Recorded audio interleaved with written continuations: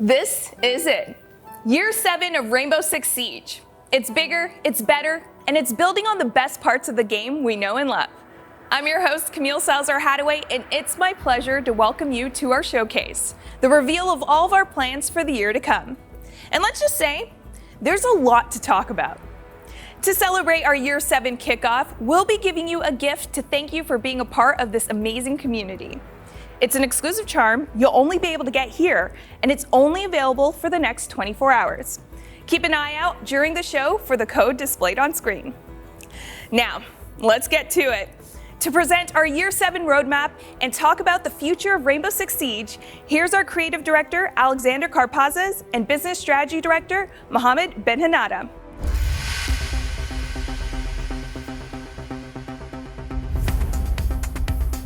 Year 7 is huge for us, and we've learned a lot with Year 6. First of all, this is the first year where we've completely worked from home as a team, and with that brings so many challenges.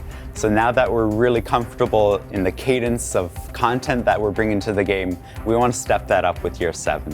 What that means is we're bringing in a lot of new content and we're bringing in a lot of impactful features. We've worked extremely hard on the core of the game and we're really proud of where it's at. But it also means that Year 7 is now the time to add to it to make sure that new players feel welcomed, and we're focusing on anti-cheat and player protection to make sure everybody who is playing the game feels like they belong, that they can still contribute to the game, and the game's still fun to play on top of that core. So this is something that we really want to dedicate ourselves to, on top of really big and impactful features that are coming every single season.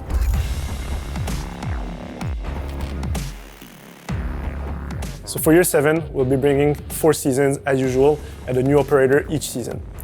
First off, in Year 7 Season 1, we'll be heading to Japan, so a country that we already visited but that we love. In Season 2, we'll be heading back to Europe, in Belgium more specifically. In Season 3, we'll be heading back to Asia in Singapore. And in Season 4, we'll be heading to South America in Colombia. We're really excited this year. We'll be bringing new maps to the game. This has been a long time, actually 3 years that we have brought new maps into Siege. First off, in Season 1, we'll be heading to an Irish country club. In Season 2, we'll be trying something different. We'll be going to Greece, but on a team deathmatch map. So this is something we'll obviously gather your feedbacks, as this is new for us. And in Season 3, we'll be heading to Singapore, so the same country as the operator. So for events, we'll be bringing a seasonal event every season, as we usually do. This being said, since we are doing a lot of efforts in bringing new maps to the game, we'll be using our favorite events with new gameplay modifiers and new customization. We might have a surprise or two during the year for new events. And as far as arcades go, we'll be bringing new arcades into the game and on a more frequent basis.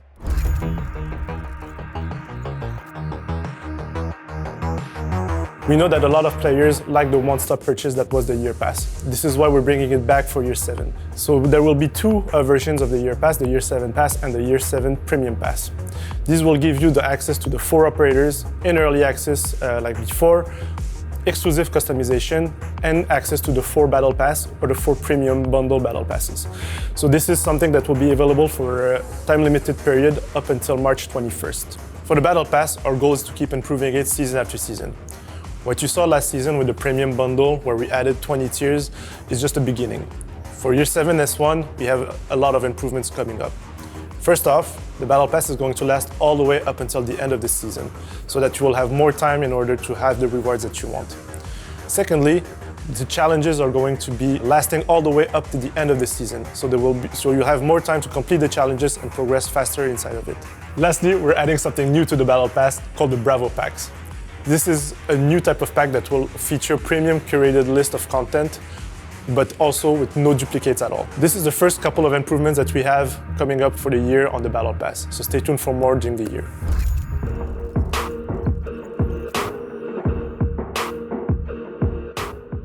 The last couple of years, we've focused on the simulation and on the end-of-year tournament. This year, you see a huge divide between Nighthaven and the Rainbow Six Siege squad. And because of that, Harry's now breaking up Rainbow Six into smaller squads. You'll see team captains leading in a specialized force, and they'll start moving across the globe, doing what they've been trained to do, to put their lives on the line. And that brings a lot more focus on their military background, and you'll see an arc of storytelling throughout the year. With this change, you'll see operators interacting with each other more often, and you'll see each squad take on a unique identity that you can follow along and also root for them as they go out into the world.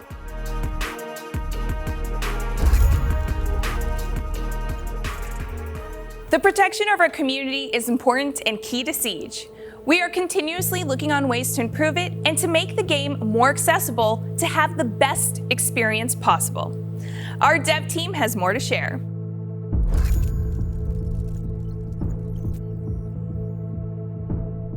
Player protection, c'est un sujet qui est très important pour nous à Rainbow Six Siege, mais aussi à Ubisoft. Ce faisant, avec l'équipe Player Behavior et des services internes à Ubisoft, nous avons travaillé sur un set d'options qui seront mis en place en dehors du jeu, mais aussi à l'intérieur du jeu. Le premier permettant d'augmenter votre vie privée au niveau compte, le deuxième permettant de protéger votre gameplay privacy, tout en jouant. Avec le lancement de la saison 1, nous ferons aussi des améliorations au niveau de la détection des abus qui sont effectués par des joueurs et qui déconnectent juste après les avoir faits. Un bon exemple est le cas d'un joueur se connectant à un match, lançant une frag grenade de façon à blesser un teammate et se déconnectant pour éviter toute sanction. Ce n'est pas acceptable à l'heure actuelle. Nous allons donc améliorer nos détections de façon à neutraliser cette frag grenade afin qu'elle ne pénalise pas un joueur fair. Match replay est un super système qui a été ajouté au sein de Rainbow Six Siege.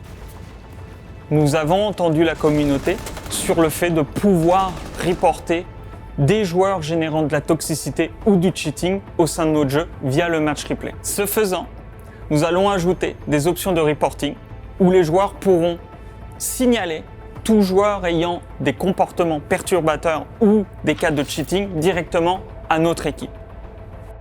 Depuis bientôt 1 an, nous avons effectué un shadow deployment du Reputation System. Durant l'année 7, c'est là où nous allons commencer à mettre en place un rollout de notre système de réputation par phase. La première phase et les phases subséquentes seront tournées autour des préventives sanctions. En saison 2, nous allons nous attaquer aux récidivistes qui abusent du friendly fire, mais aussi du reverse friendly fire. La résultante de cette sanction est induite par le fait de ne plus pouvoir faire de friendly fire à travers un match sur une durée long terme. Nous allons appliquer ce système-là aussi au voice chat, mais aussi au chat écrit, ce qui nous permettra d'aller bloquer les récidivistes. Une personne se trouvant sous cette sanction-là ne pourra plus utiliser les canaux de voice et de written chat. Elle n'est pas appliquée pour un match et enlevée pour le match suivant, mais elle va se transposer sur plusieurs matchs. Avec la saison 3, nous ferons l'introduction du Reputation Score en mode bêta auprès de nos joueurs. Via cet affichage de Reputation Score, nous souhaitons commencer un pré-onboarding qui permettra à nos joueurs de savoir comment ils sont perçus par le système, mais aussi par rapport aux autres joueurs. Ainsi, ils auront un Reputation Score qui leur seront appliqués avant une activation complète. Et avec saison 4, le nouveau Reputation System. À partir de ce moment-là, un système de récompenses et de sanctions commencera à être déployé. Pour un joueur ayant une mauvaise réputation, il pourrait se trouver en phase de game mode restreint, de malus au niveau des alpha packs, etc., de ne plus avoir accès aux test serveurs, etc. On veut cependant que les sanctions qui sont appliquées auprès d'un joueur soient vraiment reliées à son behavior. Donc une personne qui initie du friendly fire se trouvera avec des sanctions reliées au friendly fire et non pas des sanctions reliées au malus de renown.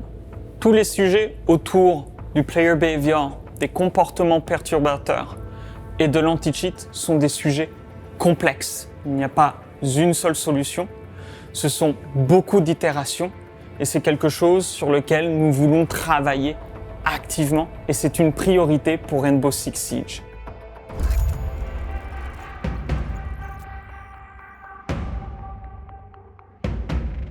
Accessibility is something that is really important for us, as we want any players that want to enjoy Siege to be able to do so. In order to do that, we'll be bringing 2 improvements to the game. First off, the side colors. The side colors is something that we've already added to the game. This time around, we're improving it to make sure that it's as clear as possible and give more customization and options to the players. As for the team colors gadget, what we want to do with this is that we want to make it clearer for the players which gadgets belong to which team. In order to do so, the gadgets will be colored for your team versus the enemy team. This will make sure that, as a player, I understand way more what is going on the battlefield. We know that there's a lot of players that are colorblind, so we want to make sure to give them options in order to be more inclusive as a game for everyone.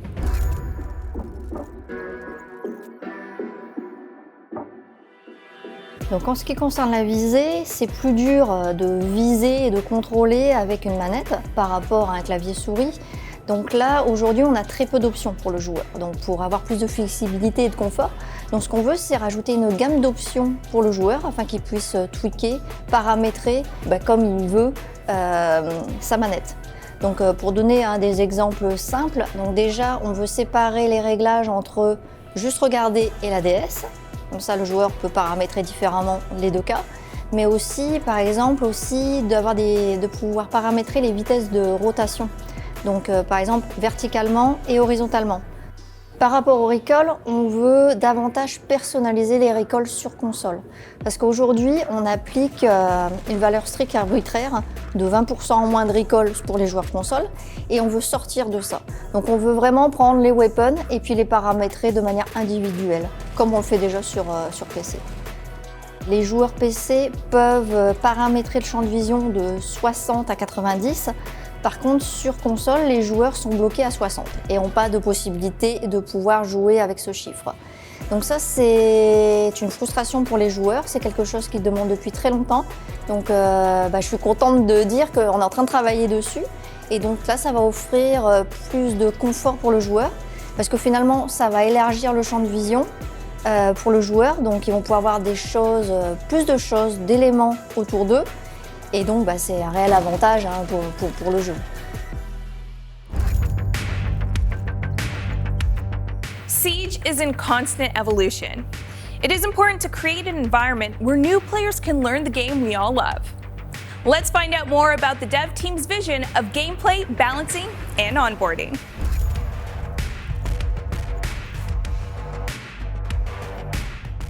So for year 7, we are adding 3 main things. So first, we will add a team deathmatch playlist to the offer. Then we will revamp the rank experience and also add the permanent arcade playlist. Today, the team is not very happy about 2 things on rank.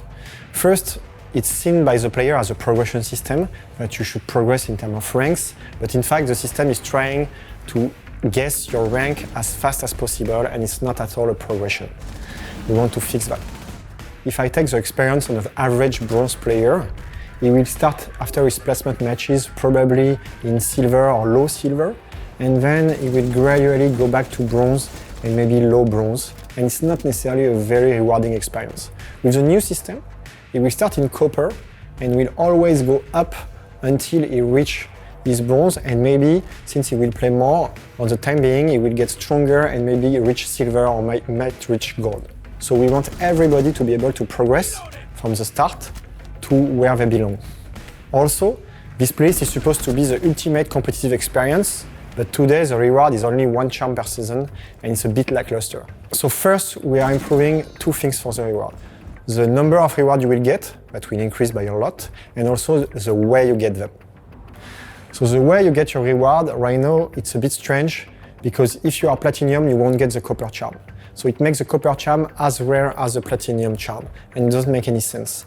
So if you are platinum in the new system, you will get all the rewards from the previous rank: gold, silver, bronze, and copper. We are making every rank 100 points from each other, and we are putting a reward for each rank. So it means that gold 4 will get a reward, gold 3 will get a reward, gold 2 will get a reward, and so on. So you will always be in the reach of your next reward. So right now, the current target for the new rank system is Year 7 Season 3. So in Year 7, what we want to do is to offer more variety in terms of content to the Siege player, because we have many playlists that are very serious, even Quick Match is a bit serious. But players, they are asking for a more relaxed experience, fun, more variety, less stress, and we are trying to give them that this year. So first, like I said, we are adding the Team Deathmatch. That will be a permanent playlist. We tried for 2 years now to add arcade in the game. That was very short time, but we see a demand from the community to replay those arcades more often. So we decided to create a playlist where you will have the different arcades that we've created rotating every week. And of course, we will be adding more as the season progresses, and we will always listen to the community depending on the ones that are their favorite or the ones that they like less. This year, I think it's going to be very exciting because between the new way to play Siege with the Team Deathmatch and the arcade and the new rank mode that will really create a competitive journey every season, I think it's one of the most exciting years for playlists.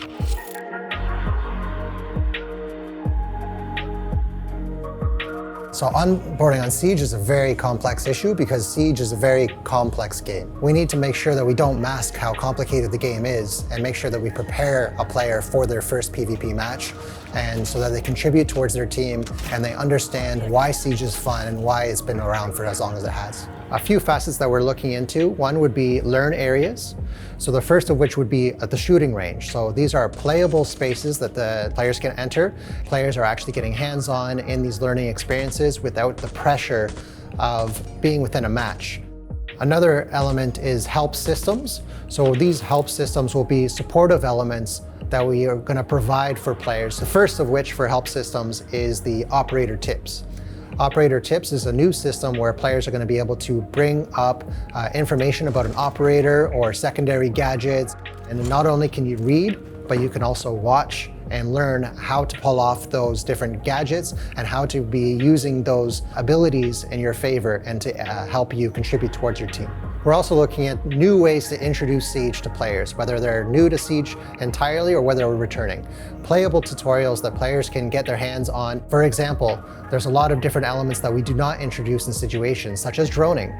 We need to do better at preparing players for the elements that they're going to be finding when they get into PvP, so that way we can reduce any kind of confusion they may be occurring and helping them relate to the situation they find themselves in. Furthermore, we want to provide rewards that are very interesting for players that are new to Siege, because we do know that some of the systems, the progression systems that we have in Siege are really geared towards experienced players and don't offer a lot of utility or interest for players that don't have a lot of operators or don't necessarily have the ability to equip the cosmetics that they're earning by playing in our progression systems.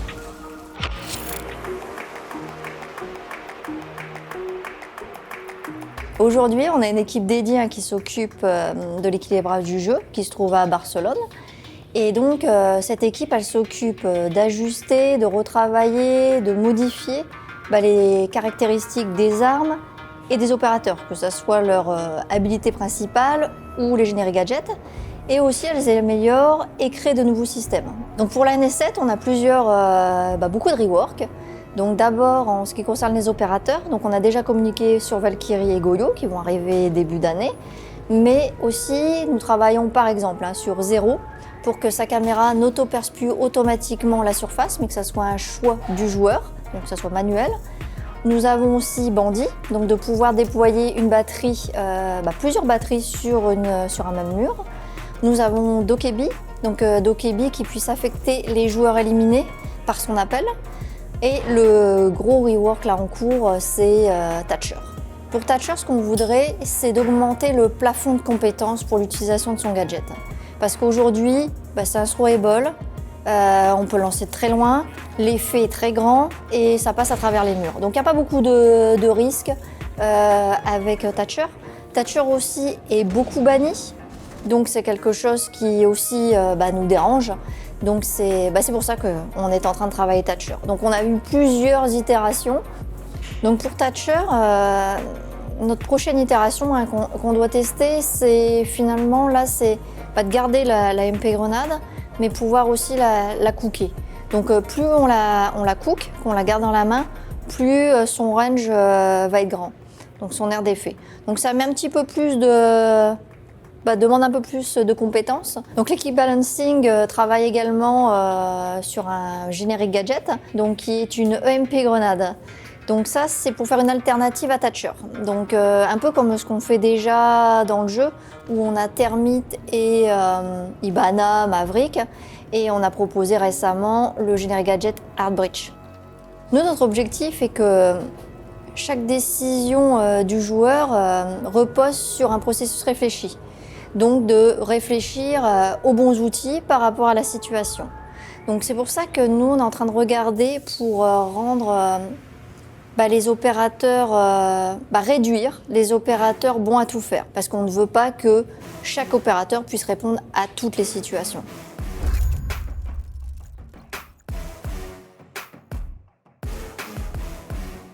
Unfortunately, we're going to be postponing crossplay and cross-progression. In order to ship all the content that you've just seen, crossplay and cross-progression is going to be taking a little bit more time. Also, the technological transition that we need to do as a live game that has 6 years of life behind us is taking a little bit more time than expected. Therefore, crossplay and cross-progression is going to be shipping towards the end of the year. I'm really, really proud of the work that's being done in order to ship all of this content.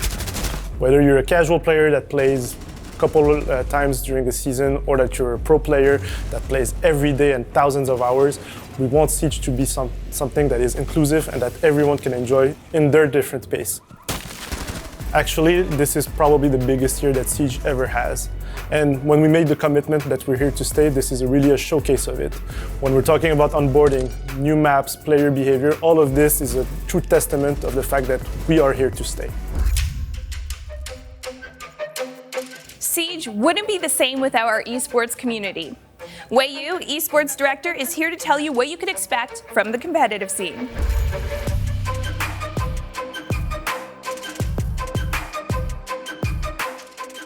We have a lot of features planned for esports and viewership engagement. The biggest one probably for the year is going to be the free cam, or the ghost cam as some of you might know it. It is the ability to detach the camera from the operators and roam the entire map no matter where the action is taking place. This should be possible for both the caster cam as well as during the replay functionality. So when it comes to the replay functionality, we're trying to make a lot of different changes to improve the overall quality of life, just to make the usage easier. The main thing we want to tackle with the replay functionality is the backward compatibility. Right now, when a hotfix comes out or a new patch arrives, the replay files become unusable.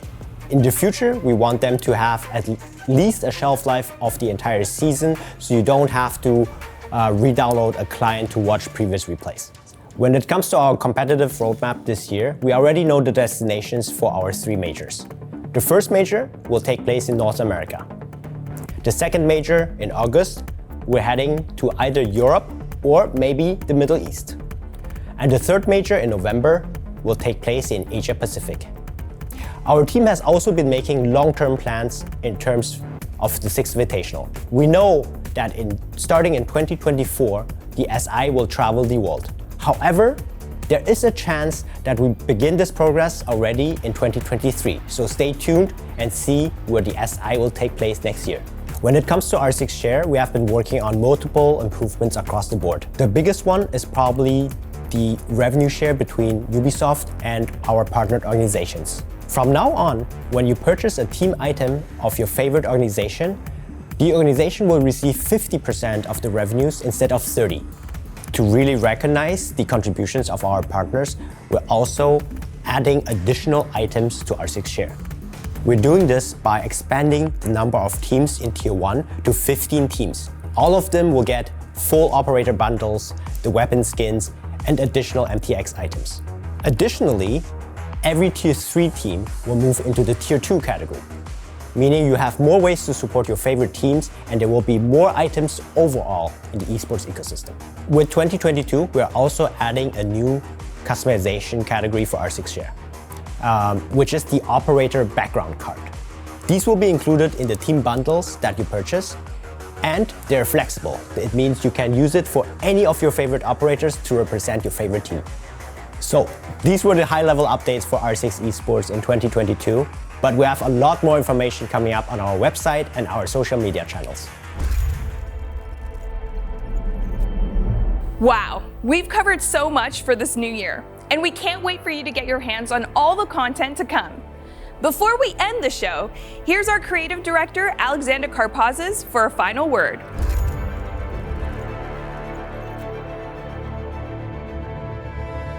So the roadmap brings a lot of visibility, and we also want to continue our improvement in communicating with you, the community, and the players every single time that we make a change.